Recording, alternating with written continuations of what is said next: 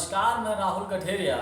प्रधानमंत्री मोदी जी जब गुजरात के मुख्यमंत्री थे, उस वक्त भारत के प्रधानमंत्री डॉक्टर मनमोहन सिंह जी थे।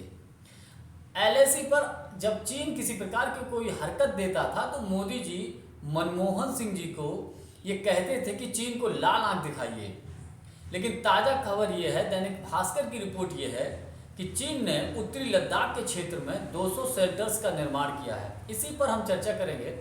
उससे पहले यदि आपने अभी तक हमारे YouTube चैनल राहुल का अड्डा को सब्सक्राइब नहीं किया है तो सब्सक्राइब कर लीजिए, घंटी के बटन को दबाइए, ऑल पर ज़रूर क्लिक कर दीजिए।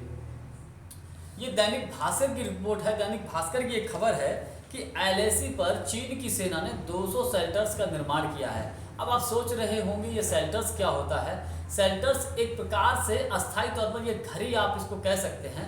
इसमें रहने खाने पीने की सारी सुविधाएं मौजूद होती हैं। तो चीन की सेना ने एक तरीके से 200 शेल्टर्स को बनाकर वहां पर स्थायी तौर पर कब्जा करने की कोशिश की है। रक्षा विशेषज्ञों का ये मानना है कि चीन इस क्षेत्र में स्थायी कब्जा करना चाहता है ताकि इस क्षेत्र में भारतीय सेना गश्त पर ना आ सके, और जब भारतीय सेना इस क्षेत्र में गश्त पर पहुंचेगी ही नहीं तो फिर चीन इस क्षेत्र पर अपने दावे को और मजबूती के साथ पेश करेगा। ये क्षेत्र जो है वो अक्साई चीन और सियाचिन ग्लेशियर के बीच में पड़ता है। अब मैं आपको बता दूं कि चीन अक्सर कर एलएसी पर ऐसी हरकतें करता रहता है। 2020 में गलवान घाटी में उस भारत की सेना में और चीन की सेना में झड़प हुई थी, जिसमें 20 भारतीय सैनिक शहीद हो गए थे। हालांकि चीन के सैनिकों की कितनी मृत्यु हुई थी ये कंफर्म नहीं था, क्योंकि चीन क्या करता है कि अगर किसी युद्ध में वहां पर उसके सैनिकों की मृत्यु होती है तो पहले तो वो सही संख्या नहीं बताता है, और बताता भी है तो कुछ कम ही बताता है। तो चाइना की तरफ से कोई अधिकृत तौर पर कोई ऐसा सही जानकारी निकलकर सामने नहीं आई थी, लेकिन 20 भारतीय जवान शहीद हो गए थे।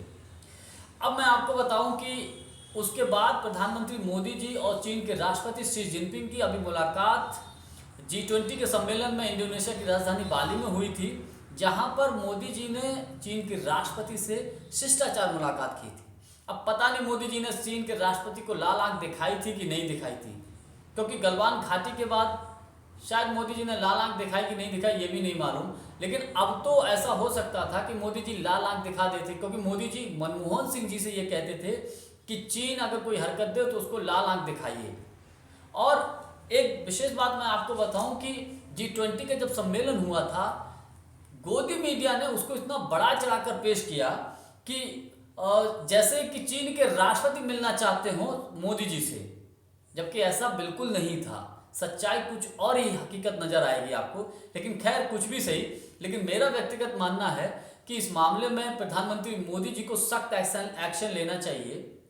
जिस प्रकार से एलएसी पर चीन की सेना हरकत दे रही है, अब बातों में नहीं, हवाई बातों में नहीं, काम करना चाहिए।